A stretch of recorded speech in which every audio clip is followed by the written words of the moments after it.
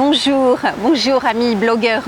Alors je voulais faire cette vidéo et j'avais envie de vous donner, de vous transmettre ce qu'on appelle dans notre jargon les prescriptions de tâches que je donne pour la perte de poids. Les prescriptions de tâches perte de poids, en fait, c'est ce que je donne à mes patients qui viennent me voir en séance d'hypnose pour la perte de poids. On donne toujours des prescriptions de tâches qui accompagnent chacune des séances. Et ça, c'est très important parce que, évidemment, les gens viennent vous voir et idéalement, ce qu'ils souhaitent, c'est perdre du poids, par exemple. Si on prend cette problématique-là, perdre des fois beaucoup de poids, en fait. Et surtout, ce qu'ils aimeraient, c'est un coup de baguette magique. Et ne rien faire en fait, ne rien changer à leur mode de vie, que par un coup de baguette magique, perdre leurs kilos.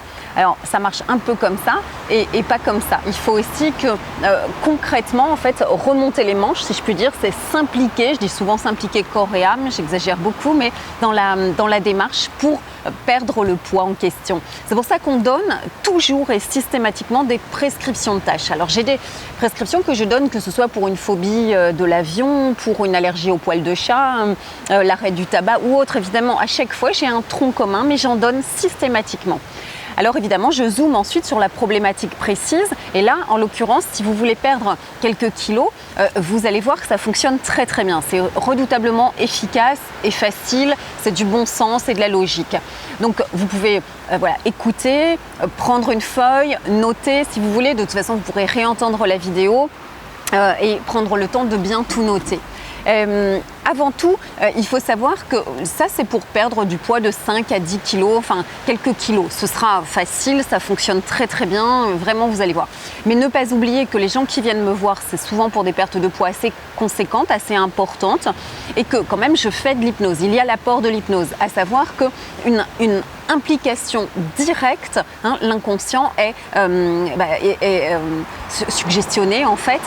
Il y a une technique, j'utilise des métaphores très spécifiques, je travaille en transgénérationnel, en coupant des liens, etc. Ça, c'est fait directement dans l'inconscient, d'où aussi le succès, l'efficacité, c'est parfois fulgurant et très impressionnant. J'ai eu l'année dernière un magnifique article par l'INRES sur l'hypnose et la perte de poids et c'est le témoignage de quelqu'un qui est devenu un ami très cher, Michel Rochette. N'hésitez pas à taper sur INRES, INREES, et vous tapez hypnose et perte de poids, témoignage de Michel Rochette.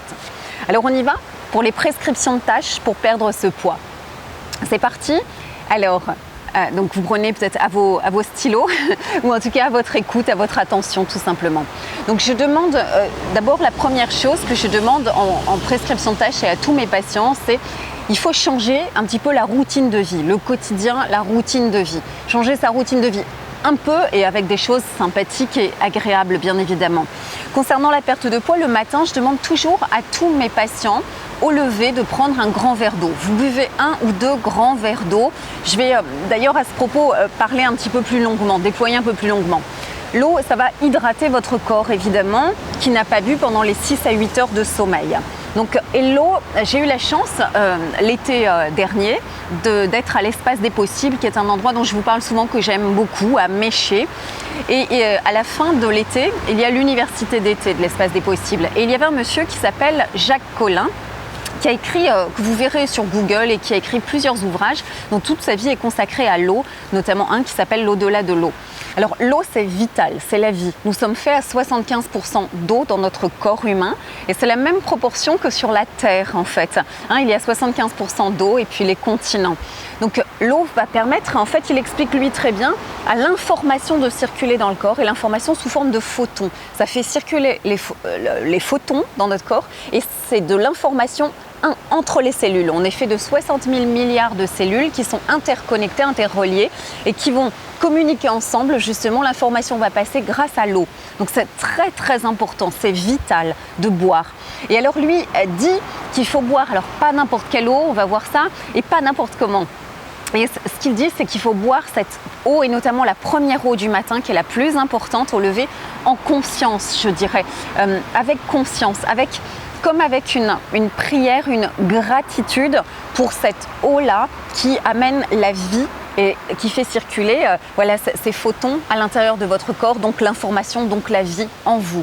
Alors il faut, comme donc mettre dans ce verre d'eau que vous prenez dans le premier. Surtout, dit que le plus important, c'est le premier à jeun, comme ça, et celui avant le coucher aussi. Et en fait, il faut mettre cette intention de gratitude sur la vie qui circule en vous. Alors, il faut donc toujours mettre l'intention, la prière, la conscientisation dans l'eau. Et il dit, lui, de boire une eau très peu minéralisée, donc c'est très important, une eau faiblement minéralisée, inférieure à 100 mg par litre, vous verrez dans les... Et aussi, il dit une eau qu'on appelle dynamisée, une eau vivante. Alors, ça, c'est un petit peu plus complexe parce que c'est là où entrent en jeu tous les marchands du temple avec des machines infernales, etc., qui vont vous vendre de l'eau dynamisée. Mais ce qu'on peut faire tout simplement, c'est que l'eau vivante, vibrante, on pourrait dire, c'est tout simplement de l'eau que vous avez achetée par exemple en bouteille, mais que vous versez dans une carafe en verre, exclusivement en verre, transparent ou bleu. Et que cette eau dans la carafe, vous la remuez. En fait, il faut faire un vortex, qui est un mouvement de vie, en fait, de spirale inversée. Et il faut tourner, par exemple, avec une cuillère en bois. Pas de métal, mais cuillère en bois ou en porcelaine ou autre. Et en fait, en y mettant, par exemple, cette intention de gratitude, comme je vous le disais. Ça, c'est le top du top suprême et ça, c'est gratuit, ça ne coûte rien. Après, vous trouverez toutes sortes de machines qui vont évidemment vous... dynamiser l'eau par des systèmes, d'aimants, etc., etc. Mais ça, je vous laisse gérer. Donc, moi, je fais boire de l'eau comme ça. Ensuite, ce qui est pas mal, c'est de boire avec un demi-jus de citron. Je recommande à tous mes patients de mettre du citron dans l'eau parce que le jus de citron est pas du tout acide. Le goût semble acide comme ça, mais contrairement à tous les agrumes comme l'orange, la mandarine, les pamplemousses, le citron n'est absolument pas acide et a la vertu de baisser et de naturellement diminuer l'acidité de notre corps. Acidité dans notre corps qu'on a en excès tous par la vie qu'on mène. Si en plus vous fumez, vous prenez des médicaments, c'est le stress, c'est l'excès de café, etc. Ça nous donne des taux d'acidité hors normes. Et c'est très sournois l'acidité dans le corps parce qu'en fait ça plombe le moral. Sans qu'on le sache, vraiment, ça diminue la vitalité et le moral. Donc le jus de citron, lui, naturellement, en fait, va baisser ce taux d'acidité que l'on a en excès dans notre corps. Donc par ailleurs, après, dans les conseils sur la prescription de tâches pour la perte de poids, ce qui est fondamental, c'est de mâcher, de mastiquer, de ralentir. Il faut vraiment manger aussi bien, on devrait toujours manger en conscience du goût des aliments, tout ça, mais surtout décélérer, ralentir. Le problème majeur d'une prise de poids, tous les gens en excès de poids sont des gens qui en fait avalent, qui ne mâchent pas, qui ne mastiquent pas et qui mangent trop vite. Et alors en fait, juste par la mastication et le fait de ralentir, on perd très aisément jusqu'à 10 kilos. Alors je vous explique. Ça, c'est mécanique, c'est très simple. C'est que le cerveau, l'information de votre cerveau qui dit à votre estomac « et hop, satiété, tu n'as plus faim, terminé », ça met 20 minutes. Ça, c'est long. C'est comme ça. On est ainsi fait, 7 milliards sur la planète. Ça ne changera pas. Mais évidemment, les gens qui sont en surpoids, le temps que l'information, les 20 minutes au cerveau, pour dire à l'estomac stop, t'as plus faim, eh bien en fait c'est trop tard, ils ont trop avalé, trop ingurgité d'aliments. Tandis que si on décélère, si on ralentit, eh bien le temps, les 20 minutes seront toujours les mêmes, mais au bout de 20 minutes, eh bien vous aurez mangé moins en quantité. Et en fait, ce qui est très... Alors ça, c'est logique, c'est cohérent, mais seulement pour le faire, c'est très difficile de le mettre en application. Mais c'est pas pour mes beaux yeux que les gens vont le faire, même s'ils viennent de très loin des fois. Parce que en fait, ça fait, je vais pas dire des siècles, on n'est pas des dinosaures, mais ça fait des années que le mauvais pli, la mauvaise habitude est prise.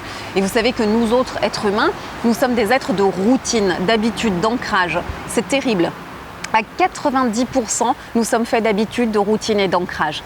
Donc en fait, quand ça fait terriblement longtemps qu'on avale comme ça, il faut impérativement mettre un objet quel qu'il soit. Alors moi, idéalement, je mettrais un sablier. Ok, il n'y a pas meilleur symbole du temps que le sablier. Mais on ne peut pas ridiculiser les gens dans une vie sociale normale, de déjeuner avec des collègues, avec sa hiérarchie, avec des clients, etc., ou d'autres étudiants. Donc on va mettre un objet, je vais dire banal, ordinaire, du quotidien. Cet objet peut être une montre, c'est pas mal. Une montre que vous n'êtes pas obligé de porter, une montre que simplement vous sortez de votre sac, de votre poche à chaque repas. Il est éminemment important d'avoir cet objet qui n'est rien d'autre qu'un symbole, qu'un ancrage. Cet objet veut dire tu mâches, tu ralentis, tu mastiques. Et chaque fois que vos yeux votre regard tombe sur l'objet, vous penserez, vous saurez, vous direz, vous savez très bien ce qu'il signifie. Et alors on se retrouve pour la suite très bientôt.